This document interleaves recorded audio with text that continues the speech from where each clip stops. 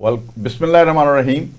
السلام علیکم خواتین و حضرات، پروگرام پولیٹیکل میٹر کے ساتھ جواد شمسی آپ کی خدمت میں حاضر۔ ناظرین، پاکستان آج کل امریکہ کی اور امریکن صدر کی، یعنی میری مراد ٹرمپ صاحب سے ہے، ان کی تعریفوں کی زد میں ہے۔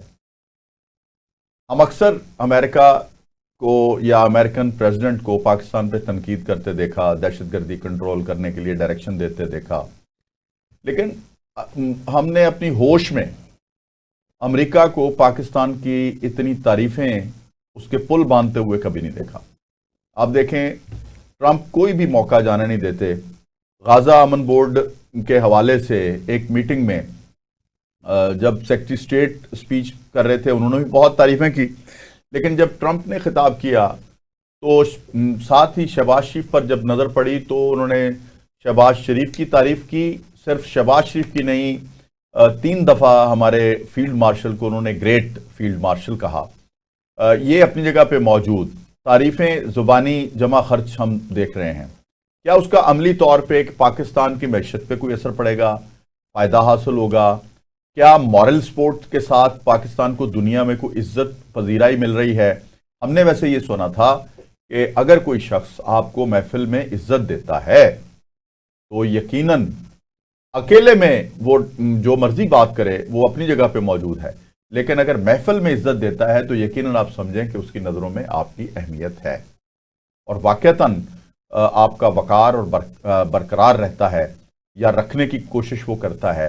تو پھر بھی آپ سوچیں کہ یہ شخص جو ہے محفل میں میری عزت کرتا ہے، تو محفل میں اگر آپ کی عزت کو، کانفیڈنس کو بڑھاوا دیتا ہے تو وہ آپ کی یقیناً کامیابی ہے۔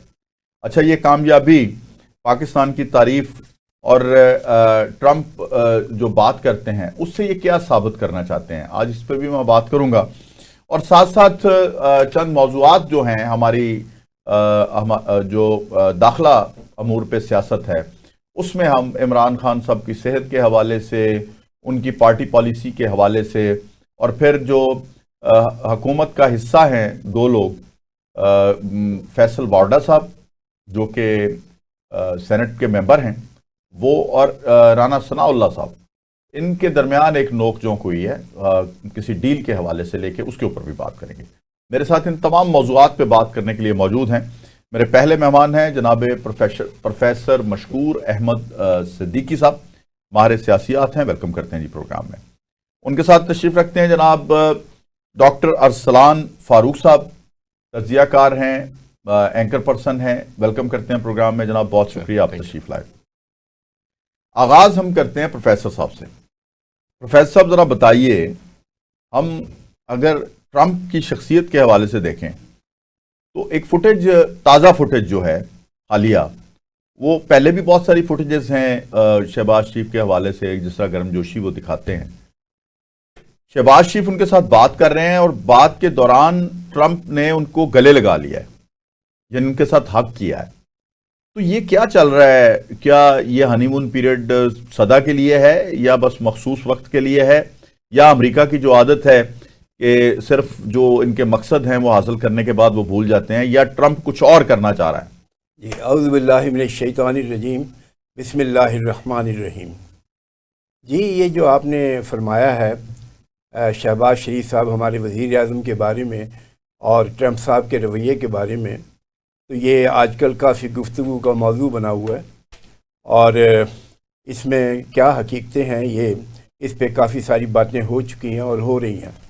بات یہ ہے کہ اگر آپ دیکھیں تو پاکستان اور امریکہ کے تعلقات، یونائٹڈ اسٹیٹس آف امریکہ کے تعلقات ہمیشہ سے بڑے خوشگوار رہے ہیں اور بڑے دیر پا ہے، اور بنیادی طور پر ہم انہی کے کیمپ میں تھے شروع سے۔ یہ تو بعد میں ہم اپنا سلسلہ، ہم نے آزاد خارجہ پالیسی بنائی ہے، اب ہم اس پر چل رہے ہیں، لیکن پہلے ہمارا ان کے ساتھ بہت اچھا ریلیشنز تھے، اور لیکن یہ جو ریلیشن ہے، اچھا، فرق صرف اتنا ہے کہ پہلے ہم ڈکٹیشن لیتے تھے، اب ہم نے آزاد خارجہ پالیسی بنائی ہے۔ جی یقیناً، ہماری آزاد خارجہ پالیسی جو ہے، چائنا ہمارا بہت قریبی دوست ہے، اس کے ساتھ ہماری بہت چیزوں میں پارٹنرشپ ہے، بہت قریبی، وہ اپنی جگہ پر ہے، لیکن یونائٹڈ اسٹیٹس آف امریکہ کے ساتھ تعلق رکھنا ہمارے اپنے مفاد میں بھی ہے اور دنیا کے مفاد میں بھی۔ ٹھیک ہے۔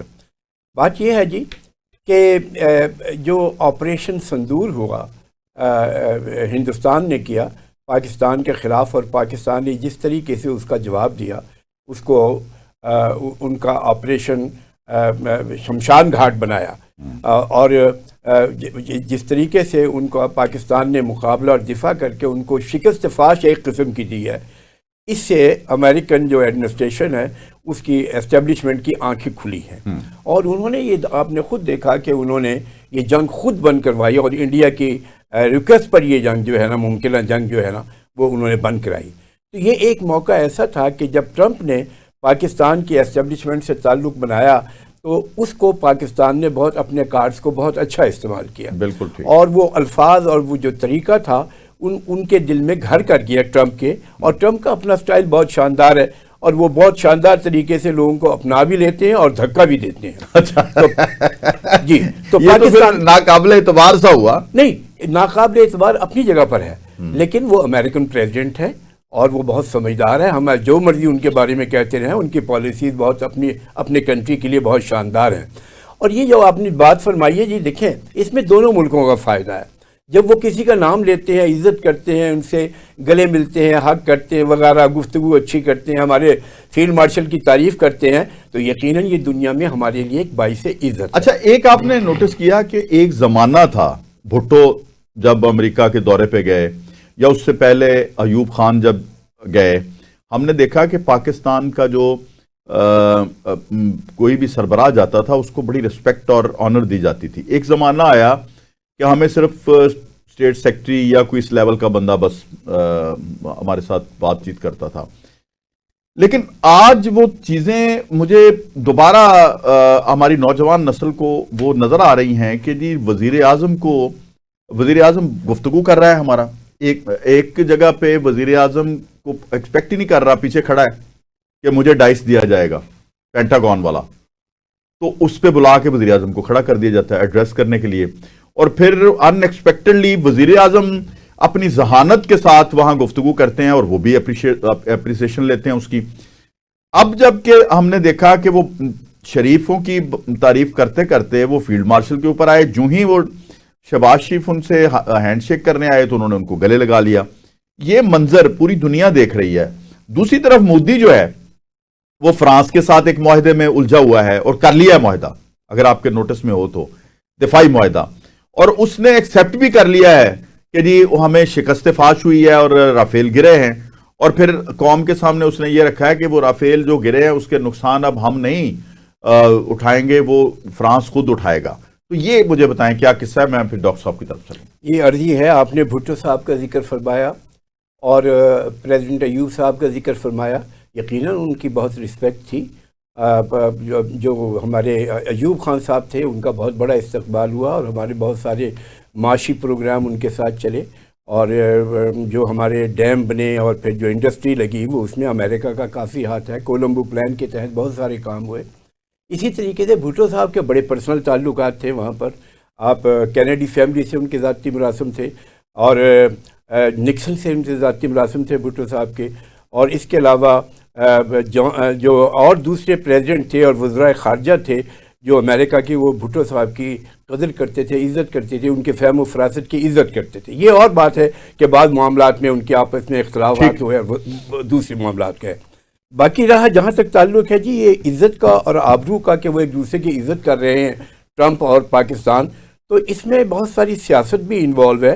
دیکھیے پاکستان ایک چین کا قریبی ساتھی ہے، پاکستان کو یقیناً وہ کوشش کریں گے کہ پاکستان کو چائنا کی نظروں میں ذرا پیچھے کیا جائے، لیکن یہ ہمارے اب اسٹیبلشمنٹ کا کام ہے کہ ان کو کس طریقے سے معاملات کو آگے جانے دیتے ہیں۔ اسی طریقے سے جو پاکستان 57 اسلامی ملک جو ہے، مسلم کنٹریز جو ہے، اس میں پاکستان کا ایک نمایاں مقام ہے، لہذا پریزیڈنٹ جو ٹرمپ ہیں وہ سمجھتے ہیں کہ مسلمانوں کے معاملات کو آگے بڑھانے کے لیے اور ان کی تعاون لینے کے لیے پاکستان کے ساتھ اچھا تعاون کرنا ضروری ہے۔ بالکل ٹھیک ہے۔ اچھا، پاکستان کے ساتھ اچھا تعاون کرنا ضروری ہے، یہ جملہ استعمال کیا پروفیسر صاحب نے، لیکن یہ جو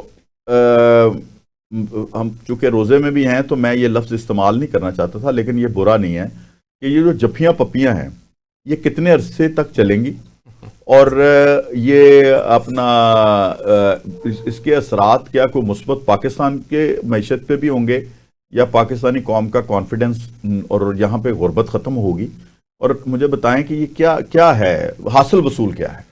اچھا سر، بہت شکریہ آپ کا۔ سب سے پہلے تو آپ نے یاد کیا، اس کے دو پہلو ہیں۔ ایک پہلو تو یہ ہے جو ہم ٹی وی سکرینز پر دیکھ رہے ہیں کہ فیلڈ مارشل کی تعریف ہو رہی ہے، شہباز شریف صاحب کے ساتھ جھپیاں ڈالی جا رہی ہیں، اور مسلسل طیاروں کی تعداد بڑھتی جا رہی ہے۔ پہلے 5 طیارے تھے، پھر 6 تھے، پھر ٹرمپ نے 7 کہے، پھر 8 9 10 اب 11 ہو چکے ہیں۔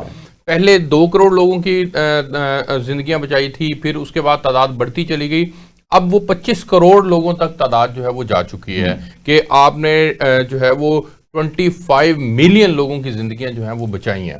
اچھا، اب ٹرمپ اور پاکستان کے پرائم منسٹر کا جو ریلیشن شپ ہے آپس میں، اس کا امپیکٹ کیا ہے، اس کو سب سے زیادہ دیکھنے کی ضرورت ہے۔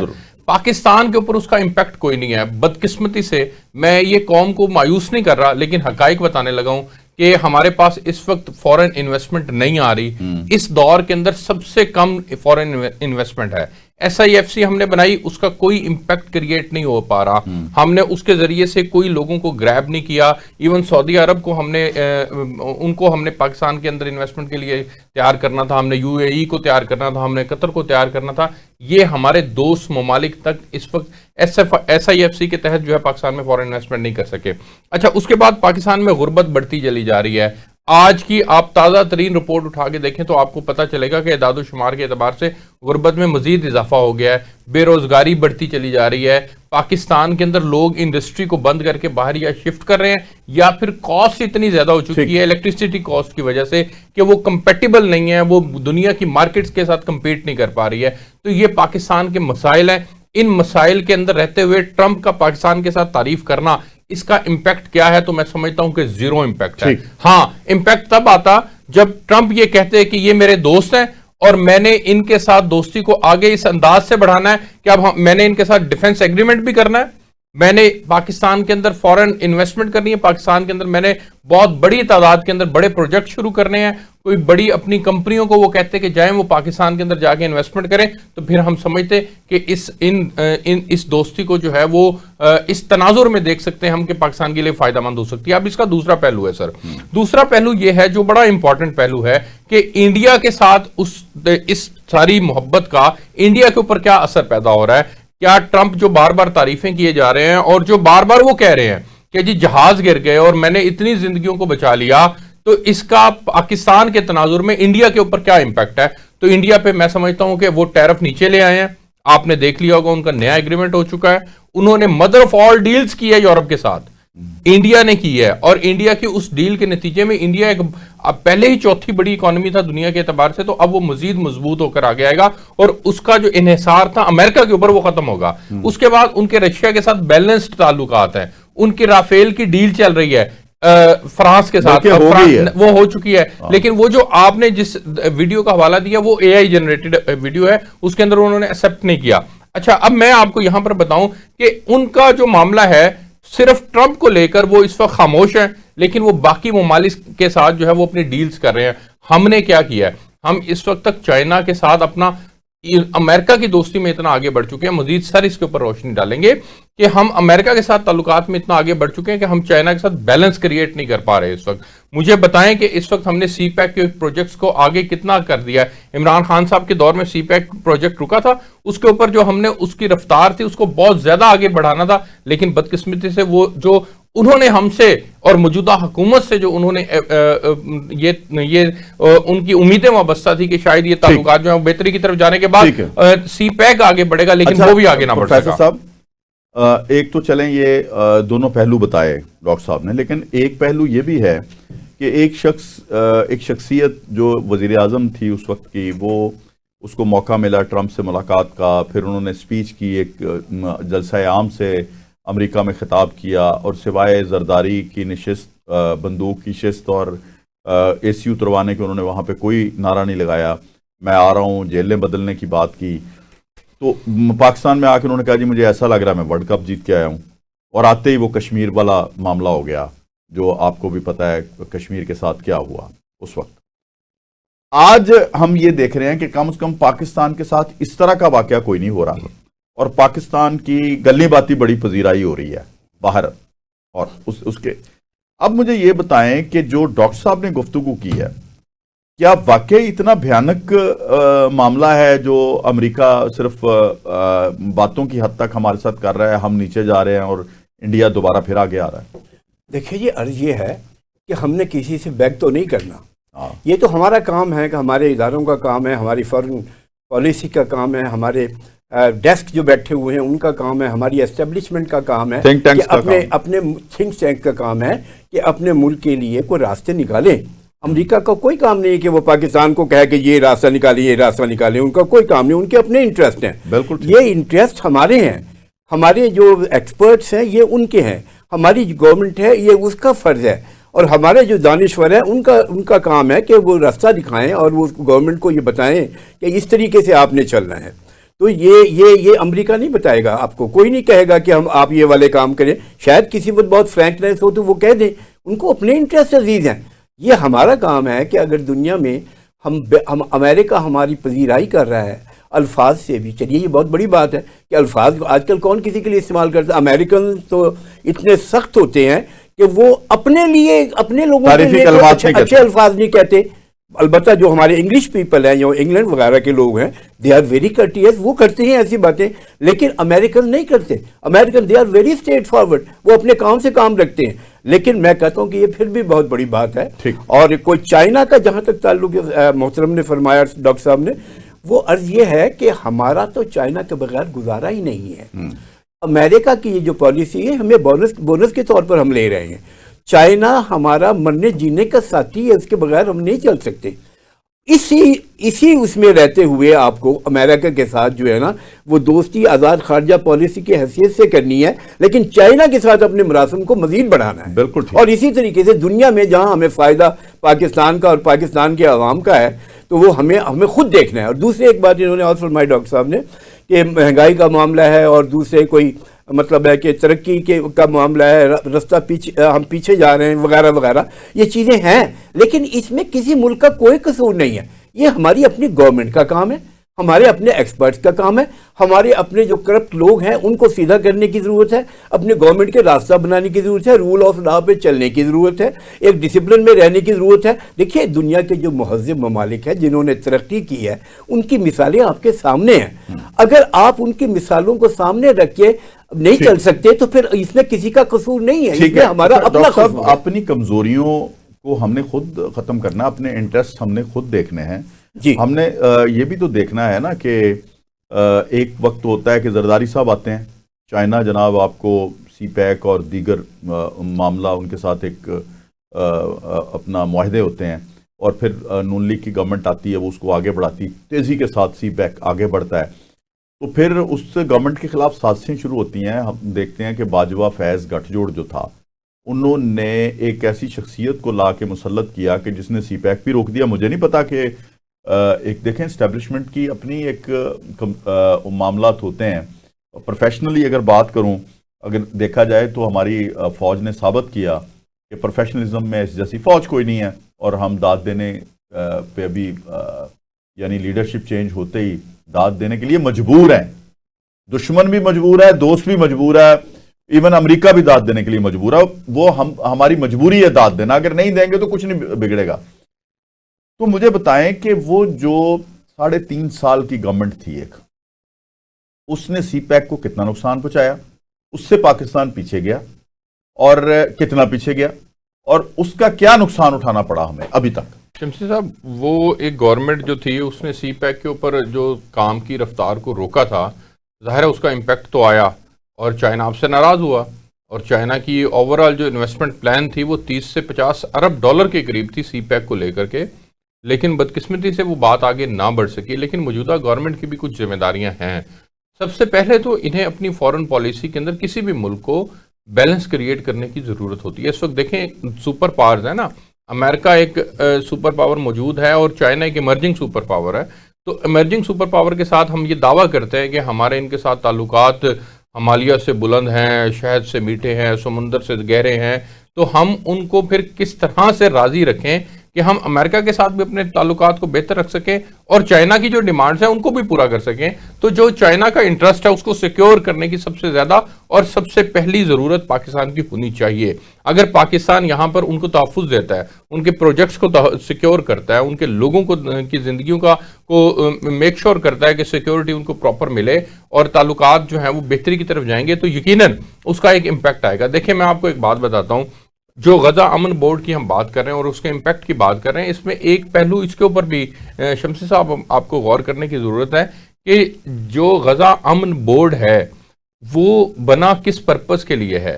اس کا جو بنیادی مقصد ہے وہ اگر غزہ کی تعمیر نو ہے تو تعمیر نو کے لیے اب تک ان کے پاس $7 ارب اکٹھے ہوئے ہیں اور $10 ارب کی بات کی ہے امریکہ نے کہ جی میں دوں گا, تو $17 ارب ہو گئے.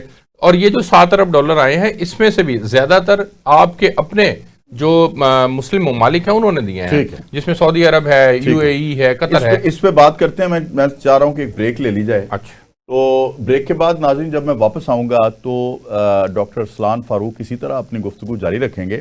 لیکن میرا پھر سوال وہی ہے کہ ہم غزہ پہ بات کرتے ہیں یا اس کے ٹرمپ کی تعریفوں پہ بات کرتے ہیں, لیکن ہم اس پہ بات کیوں نہیں کرتے؟ کیونکہ مجھے پتا ہے کہ آنے والے وقت میں ایک وقت وہ بھی آئے گا, یہ ریکارڈ پہ رکھیے ناظرین, کہ جہاں باجوہ صاحب کی تعریفیں شروع ہو جائیں گی.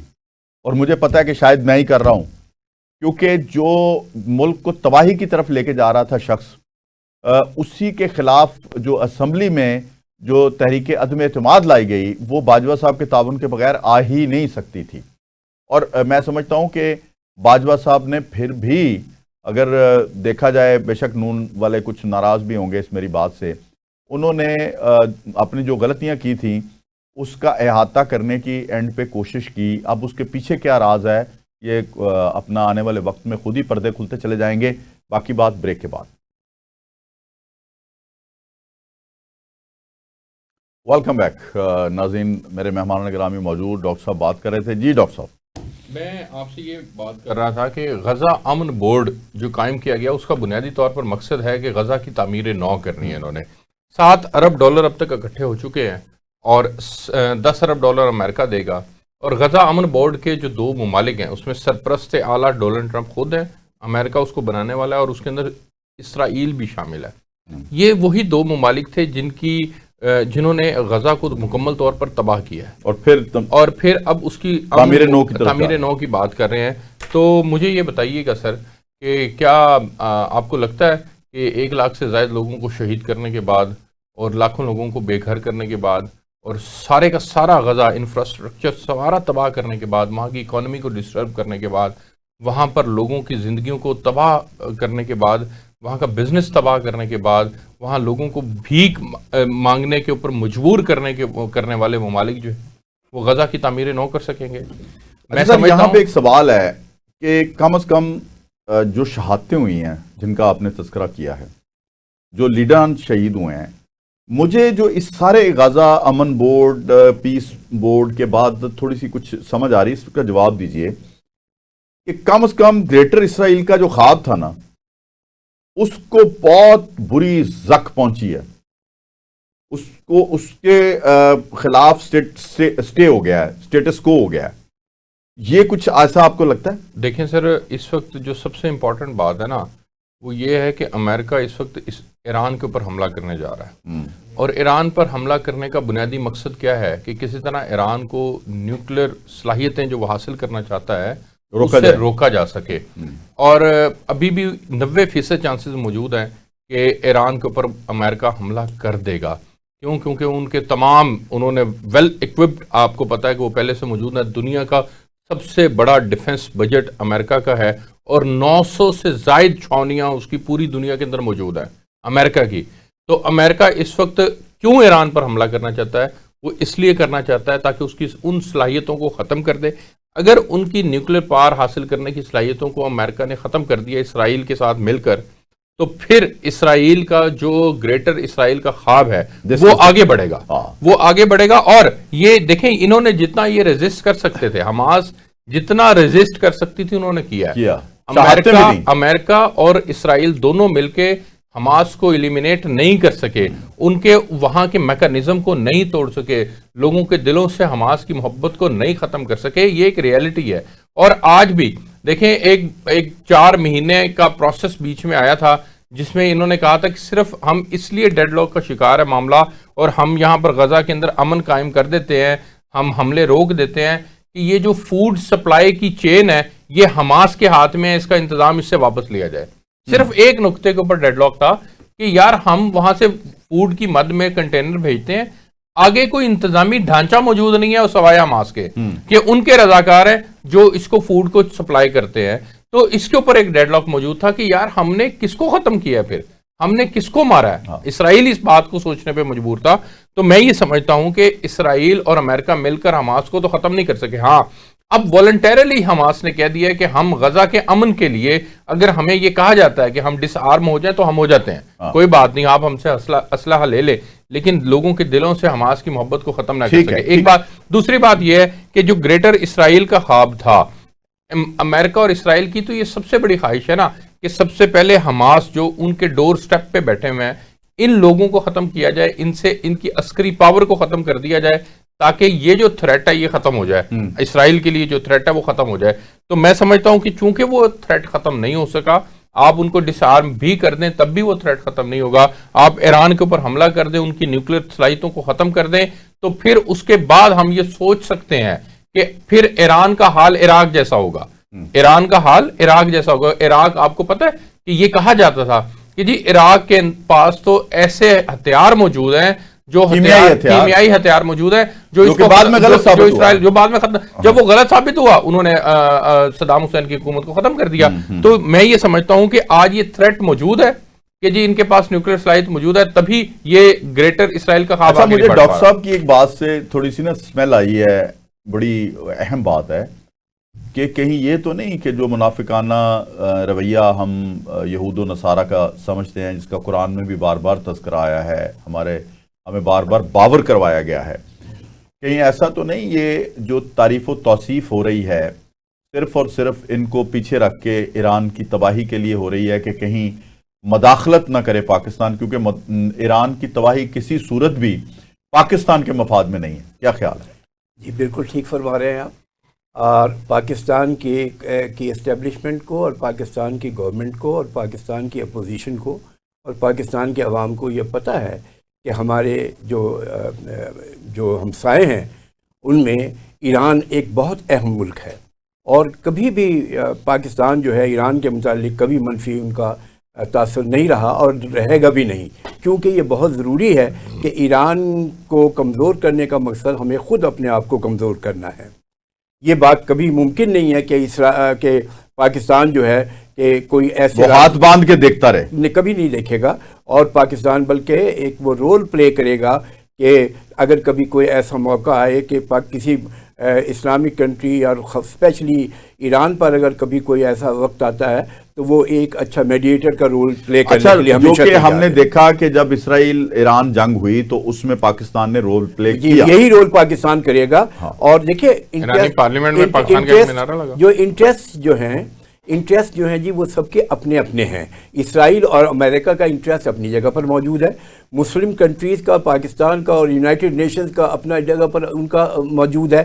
بات یہ ہے کہ یہ جب تک امن قائم نہیں ہوگا، امن قائم ہونا جو ہے دنیا میں بہت ضروری ہے، اور دنیا میں امن قائم کرنے کے لیے فلسطینی ریاست کا ہونا بہت ضروری ہے، وجود جو ہے جو مسلمان اور جو تھرڈ ورلڈ کے کنٹریز ہیں اور جو ہمارے یونائٹڈ نیشن میں بڑے ممالک ہیں، وہ یقیناً ان میں بہت سے چائنا جیسے ممالک یہ چاہتے ہیں، رشیا جیسے ممالک یہ چاہتے ہیں کہ فلسطین کی ریاست جو ہے وہ بنے، اور ایک فلسطین کی ریاست ہی ایک پائیدار حل ہوگا، اور پاکستان بھی اس پہ اپنا رول پلے کرنا ہے۔ ٹھیک ہے، اچھا یہاں مجھے بتائیے کہ ملکی مفاد کو سامنے رکھتے ہوئے، یعنی پاکستان کے انٹرسٹ کو واچ کرتے ہوئے، ہمیں یقیناً کوئی بھی مظلوم ہے، میں یہ نہیں کہتا صرف مسلم، غیر مسلم بھی ہو، کوئی بھی مظلوم ملک ہو جس کے اوپر ظلم ہو رہا ہو، پاکستان کو آواز اٹھانا چاہیے، ایک ایٹمی طاقت ہے یقیناً ایز اے ہیومن بینگ۔ جی تو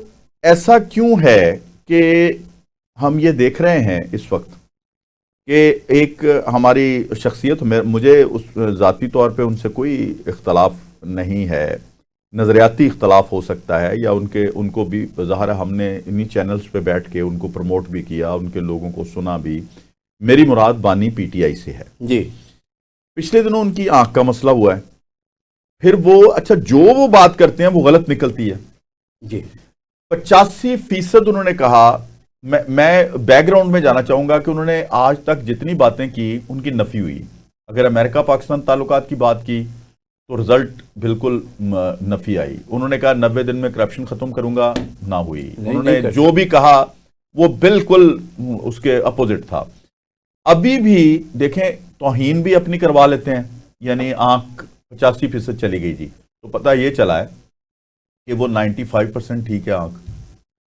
تو اب آگے کیا ہونے جا رہا ہے؟ کیا ان کی پارٹی پالیسیز غلط ہیں؟ کیا ان کے فیملی انٹرفیرنس ہے؟ کیا معاملہ ہے کہ کوئی بھی ڈیل یا ان کی ڈھیل جس کی طرف میرا اشارہ ہے کہ جی فیصل وارڈا نے ایک ٹویٹ کیا رانا ثناء اللہ کی بات پہ کہ جی 2 دفعہ ڈیل آفر ہوئی، وہ ڈیل ہو نہیں سکی، تو انہوں نے کہا جی کوئی ڈیل آفر عمران خان کو نہیں ہوئی فیصل وارڈا نے، تو رانا ثناء اللہ نے بھی کہہ دیا کہ ہاں 3 دفعہ مذاکرات کی بات ہوئی ہے، ڈیل آفر نہیں ہوئی۔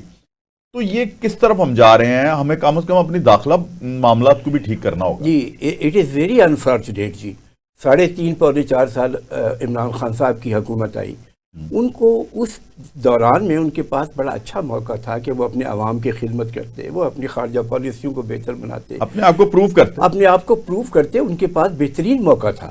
لیکن مجھے افسوس یہ ہے کہ وہ اس موقع سے فائدہ نہیں اٹھا سکے۔ مثلا 126 دنوں کا جب دھرنا دے رہے تھے، ابھی ان کی حکومت نہیں آئی تھی، تو اس وقت چائنا کے پریزیڈنٹ کا دورہ تھا، ان کو ریکویسٹ کی گئی کہ یہ پریزیڈنٹ کا دورہ ہے چائنا کا، تو ہمارا معاملہ ان کے ساتھ بڑا ہماری بہت انٹرنیشنلی ہمیں بہت ضرورت ہے ان کی۔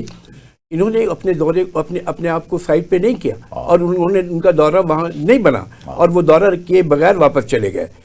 اس کے بعد جب ان کی اپنی حکومت آئی تو سی پیک کے حوالے سے بات ہو رہی تھی، تو دیکھیں جو ادر پاورز ہیں جو پاکستان اور مطلب ہے کہ چائنا کے خلاف جا رہی ہیں، انہوں نے تو ان تعلقات کو خراب کرانے کی ضرورت، وہ تو کریں گے کوشش۔ اب یہ دیکھیے ان کے ایک منسٹر نے چائنا میں جا کر ایک بات کی، ایسی بات کی، انہوں نے کہا کہ ہم سی پیک کو ریویو کریں گے۔ یہ کتنی خراب بات ہے، اور یہ کیسی خراب بات ہے کہ آپ اس سی پیک کو ریویو کرنا چاہتے ہیں جو ہمارے مفاد میں بہت زیادہ ہے۔ اچھا ان دنوں میں جان بوجھ کے، مجھے اب یاد آ رہا ہے، ایسے سکینڈل سامنے لائے گئے چائنیز لڑکوں کے پاکستانی لڑکیوں کے ساتھ شادیوں کے، اور پھر زمین خریدنے کے، کچھ پراپرٹی کے معاملات وہ انہی دنوں میں لائے گئے، شاید اسی لیے لائے گئے کہ چائنا پاکستان تعلقات دیکھیں نا جی، اس سے تعلقات پر بہت برا اثر پڑتا ہے۔ تو سوال یہ پیدا ہوتا ہے کہ جو 3.5 پونے 4 سال انہوں نے گزارے، ان کو اپنی بہتری اپنی پارٹی کے لیے بہتر کرنا چاہیے تھا، ان کو اپنی اسٹیبلشمنٹ کے ساتھ کوئی ایسا رویہ نہیں رکھنا چاہیے تھا کہ ان کے ساتھ ان کا جھگڑا شروع ہو جائے، اور ان کو عوام کی خدمت جو ہے وہ زیادہ اس پر توجہ دینی چاہیے تھی، جو انہوں نے نہیں دی۔ اب ان کا معاملہ بیماری کا ہے، وہ خود بھی تکلیف میں ہے، ان کی پارٹی بھی تکلیف میں ہے، پاکستان کے لوگ بلا وجہ تکلیف میں آئے ہوئے ہیں، کیونکہ وہ رسا کشی، اچھا بیماری پہ سیاست ہونی چاہیے، رسا کشی جو ہے نا جی، وہ یہ ہو رہی ہے کہ 2 سٹیپ آگے 2 سٹیپ پیچھے، آپ وہی جمود تاری ہوتا ہے، آپ کچھ کر نہیں سکتے۔ اور جہاں تک بات ہے جی سیاست کی کہ صحت پر سیاست، یہ تو بالکل نہیں ہونی چاہیے۔ اچھا ڈاکٹر صاحب بیماری پہ سیاست بالکل نہیں ہونی چاہیے، گورنمنٹ نہیں کر رہی، عمران خان کی بیماری پہ سیاست نہیں کر رہی گورنمنٹ، یا میں نے ایسی ٹرولنگ نہیں دیکھی گورنمنٹ کی طرف سے، اسٹیبلشمنٹ کی طرف سے۔ اگر علاج کی بات ہوتی ہے وہ کہتے ہیں جی ڈاکٹرز کے نام دے گوہر خان کے ذریعے سے، تو وہ ڈاکٹرز کے نام بھی لیے جاتے ہیں، پھر ان ڈاکٹر جو قریشی صاحب ہیں ان کے بتائے ہوئے ان کو شامل بھی کیا جاتا ہے۔ قریشی صاحب کی رپورٹ آتی ہے کہ نہیں وہ تو آنکھ 95% ٹھیک، 95% نارمل ہے، یعنی ان کے کوئی مسئلہ نہیں ہے، موتیے کا مسئلہ ہے۔ تو مجھے بتائیے یہ تو نارمل بات تھی، اس کو اتنا بڑھا چڑھا کے پیش کیا گیا، مجھے قتل کر دیا جائے گا۔ ڈاکٹر عظما نے بھی ایک سٹیٹمنٹ جاری کر دی کہ مجھے کہا گیا تھا کہ آپ جا کے قوم کو بتائیں کہ مجھے مارنے کی کوشش کی جا رہی ہے۔ یہ کس طرف لے کے جانا چاہ رہے ہیں پاکستان کو؟ خان صاحب کا یہ رویہ کیوں ہے ایسا؟ جواد صاحب گزارش یہ ہے کہ बीमारी पे सियासत तो नहीं होनी चाहिए। अलीमा खान साहिबा की स्टेटमेंट ये बताती है कि उन्होंने इस मामले को कैश करवाने की कोशिश की है। पार्टी के अंदर चूंकि इख्तलाफ मौजूद है और पार्टी में दो रायें पाई जाती हैं, एक तबका ये समझता है कि हमें निगोशिएशन करके इमरान खान साहब को बाहर लाना है, और दूसरा तबका ये समझता है कि हमें इस मामले को लिंगर ऑन करना है। तो अलीमा खान साहिबा चूंकि उनकी बहन है और वो उस सारे मामले के अंदर पार्टी के ऊपर टेक ओवर करने की पोजीशन में आ जाती हैं, वो कोई बात करती हैं तो नीचे कोई इतना कदावर सियासतदान इस वक्त मौजूद नहीं है जो अलीमा खान साहिबा की बात को डिनाई कर सके, तो लिहाजा इख्तलाफ पैदा हो जाते हैं। एक बात, दूसरी बात यह है कि इस मामले को खास तौर पे सियासत की नजर किया गया और इसमें मकसद सिर्फ एक था कि किसी तरह से इमरान खान के लिए रिलीफ हासिल किया जाए। तो रिलीफ हासिल करने का एक तरीका यह था कि उनको शफा हॉस्पिटल में शिफ्ट कर दिया जाए और वो वहीं पे रहें, वहाँ पे ज़रा सहूलियात बेहतर होंगी। वो हुकूमत को सूट नहीं करता था। वो हुकूमत को इसलिए सूट नहीं करता था क्योंकि शफा हॉस्पिटल जो है वो ऑब्वियसली एक हॉस्पिटल का एनवायरनमेंट नहीं, लेकिन वो तो चले वो सूट नहीं करता था, लेकिन सिर्फ इतना बताएं कि सिक्योरिटी के हवाले से भी मसाइल हो सकते हैं, दीगर मामला भी हो सकते हैं जिस हद तक हम जा चुके हुए हैं कि क्यों जब डायरेक्ट हमारे फील्ड मार्शल के ऊपर बात करेंगी इमरान खान की बहन, तहफ़्फ़ुज़ात का इजहार करेंगी कि वो जान ले लेंगे, ये बहुत ख़तरनाक जो मामला है, तो बल्कि इमरान खान से ज़्यादा अब कॉन्शियस है गवर्नमेंट भी और उसके इदारे भी कि वो शायद इमरान खान अपनी ज़िंदगी की इतनी हिफाजत ना चाहते हो जितनी ये कर रहे हैं। बिल्कुल ये बात ठीक है कि इमरान खान साहब, दुनिया में जाके सही तो नहीं करानी आपने। इमरान खान साहब की जिंदगी की हिफाजत हुकूमत की इस वक्त जिम्मेदारी है क्योंकि वो हुकूमती कस्टडी में है। हाँ। और हुकूमती कस्टडी में कोई भी हो, इमरान खान के अलावा भी कोई कैदी हो, तो वो जेल सुप्रिंटेंडेंट की जिम्मेदारी है, वो हुकूमत की जिम्मेदारी है कि उसकी जिंदगी की हिफाजत को मेक श्योर किया जाए। अच्छा, बाकी रह गई बात कि इस वक्त जो अलीमा खान की एक आखिरी स्टेटमेंट थी उसके ऊपर भी गौर करने की ज़रूरत है, जिसमें उन्होंने कहा कि मैं ये गारंटी देती हूँ कि फील्ड मार्शल का नाम नहीं लिया जाएगा। अगर वो ये बात कर देती हैं और इसके ऊपर कोई गारंटी आ जाती है तो मैं ये समझता हूं कि इस वक्त जो सूरत हाल है वो नहीं सर, ये देखें ना, उन्होंने ये बात पहले की थी, उसके बाद उज़मा खान ने ये बात की दोबारा। अलीमा खान की बात मैं कर रहा हूं, अलीमा खान के बाद ये कहा है, अलीमा खान की गुफ्तगू के बाद उज़मा खान ने परसों प्रेस कॉन्फ्रेंस में जज्बाती अंदाज में कहा है कि जब इमरान खान से मिली थी तो उन्होंने कहा था बाहर जाके आसिम मुनीर का बताओ कि मुझे मेरी जान लेना चाह रहे हैं। तो मैंने उस वक्त नहीं कहा था, लेकिन आज मुझे समझ आ रही, मैं दोबारा ये बात बता रही हूं आपको। आपकी ये जो बात है और जो अलीमा खान की जो बात है और इमरान खान और अलीमा खान साथ खड़ी थी, और इमरान खान का जो ट्विटर हैंडल है उससे जो बात सामने आ रही है वो बातें सारी तो डायरेक्टली टारगेट आसिम मुनीर साहब ही को कर रहे हैं वो। लेकिन कोई बीच का रास्ता ऐसा होना चाहिए जिसके अंदर अगर वो मिलिट्री इस्टेब्लिशमेंट को और उनकी क़यादत को वो टारगेट नहीं करते और उनकी लड़ाई ख़त्म हो जाती है, कोई मुज़ाकरात की बात आगे बढ़ जाती है, कोई जैसे अली मीन गंडापुर ने बात की कि मोहसिन नकवी ने सबसे ज़्यादा कोशिश की है इमरान खान को बाहर लाने में, तो मुज़ाकरात वाहिद हल है। अब बात रह गई जो सबसे इंपॉर्टेंट समझने की है वो ये कि क्या मौजूदा लीडर ऑफ द अपोजिशन और leader of the opposition in national assembly और सेनेट, क्या ये दोनों साहिबान पीटीआई की क़यादत से मुतल्लिक कोई फैसला कर सकते हैं, कोई हुकूमत से मुज़ाकरात कर सकते हैं? क्या इमरान खान ने इनको ऑथराइज किया है कि नहीं किया? तो मैं ये समझता हूं कि इनके पास इतना इख्तियार मौजूद नहीं है कि ये इमरान खान के बिहाफ पे कोई डिसीजन ले सके। क्योंकि और देखें इसलिए नहीं है कि अगर वो अंदर से कह भी देना कि ये जो कहेंगे मैं मानूंगा, तो इमरान खान का जो ट्रैक रिकॉर्ड है बानी पीटीआई का वो ये साबित करता है कि अगर जहांगीर तरीन हो या अपना फवाद चौधरी और उनका ग्रुप हो या दीगर लोग इलेक्शन की डेट लेके यहां से जा रहे हों, शाह महमूद कुरैशी, तो वो इनकार कर देते हैं, आगे से जाके वादा वफा नहीं करते। सर देखिए, मैं आपको एक बात बताऊं, सीधी सी बात है कि इमरान खान इस वक्त जेल में है, वो ये चाहते हैं कि किसी बाइज्जत तरीके से वो जेल से बाहर आ जाए। ठीक है, अब वो बाइज्जत तरीका क्या है? उनके नज़दीक बाइज्जत तरीका ये है कि वो आर्मी चीफ के साथ डायरेक्टली चाहते हैं कि कोई मुज़ाकरात हों और उन मुज़ाकरात के नतीजे में इनको स्पेस मिल जाए कि कम अज कम इतना हो जाए कि ये बात पब्लिकली डिस्कस होना शुरू हो जाए कि इमरान खान झुका नहीं है, बिका नहीं है, इमरान खान मुल्क से फरार नहीं हुआ और इमरान खान डट के खड़ा रहा है। नहीं, फिर तो जान नहीं छूटेगी, क्योंकि प्रोफेसर साहब असल में तो जब आप अदालत में जाते हैं, कोई जुर्म सरजद हो जाता है या बेगुनाह भी आपके ऊपर एफआईआर पाकिस्तान में तो हो जाती हैं, تو کیا جج کے سامنے جب آپ اپلیکیشن لکھتے ہیں یا ریلیف حاصل کرنے کی کوشش کرتے ہیں تو کیا یہ کنڈیشنل ہوتا ہے کہ جب آپ ضمانت دے رہے ہیں جج صاحب تو ساتھ یہ بھی لکھیں کہ یہ بندہ جھکا نہیں، بکا نہیں، اس کے اوپر کوئی یہ افسوس کی بات ہے بہرحال کنڈیشنز کبھی نہیں لگائی جا سکتی. یہ ملکی انٹرسٹ میں جو ہے اس کو سوچنا پڑے گا ہم سب کو مل کر کہ اس کا حل کیسے نکالا جائے، اور اس کا حل زیادہ تر جو ہے وہ عمران خان صاحب اور ان کی پارٹی کے پاس ہے کہ وہ اپنے بیہیویئر کو ٹھیک کریں، اپنے پاکستان کے متعلق سوچیں. اپنی اسٹیبلشمنٹ ہیں، اپنے ادارے ہیں، ان کے ساتھ وہ ایسا چلیں، ان کے ساتھ ضد بازی مت کریں. ٹھیک، وقت کون سا جا رہا ہے، دنیا میں کیا کچھ ہو رہا ہے، اور ہم صرف اپنی انا کو لے کر چل رہے ہیں. انا سے کام نہیں چلے گا. بہت بہت شکریہ جناب پروفیسر مشکور احمد صدیقی صاحب، جناب ڈاکٹر ارسلان فاروق صاحب. ناظرین، پروگرام آپ نے دیکھا. بالکل میں سمجھتا ہوں کسی بھی صورت ہم سب کو انا کے بت توڑنے ہوں گے، اور کم از کم ایک بات تو پھر طے ہے کہ کسی کو بلیک میل کر کے ریلیف نہیں لیا جا سکتا. شاید خان صاحب یہ کرنا چاہتے ہیں کہ جب مجھے یہ بنی گالا یا کسی جگہ پہ شفٹ تو کر دیں، تو لیکن میں ان کو کہوں کہ انہوں نے مجھے زبردستی شفٹ کیا ہے.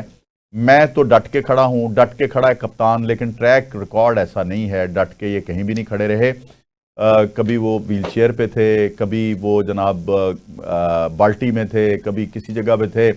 لیکن اپنی فوج کو اگر میں ٹارگٹ کرنے والوں کو ایک ضرور بات پروگرام کے اختتام پہ کہنا چاہ رہا ہوں کہ خدا را اسٹیبلشمنٹ پہ تنقید کرنے سے پہلے یہ ضرور سوچ لیں کہ جب 10 مئی کا وقت آیا تو پھر انہوں نے ثابت کیا کہ جو ہمارا کام ہے وہ ہم کر کے دکھائیں گے، اور انہوں نے کر کے دکھایا.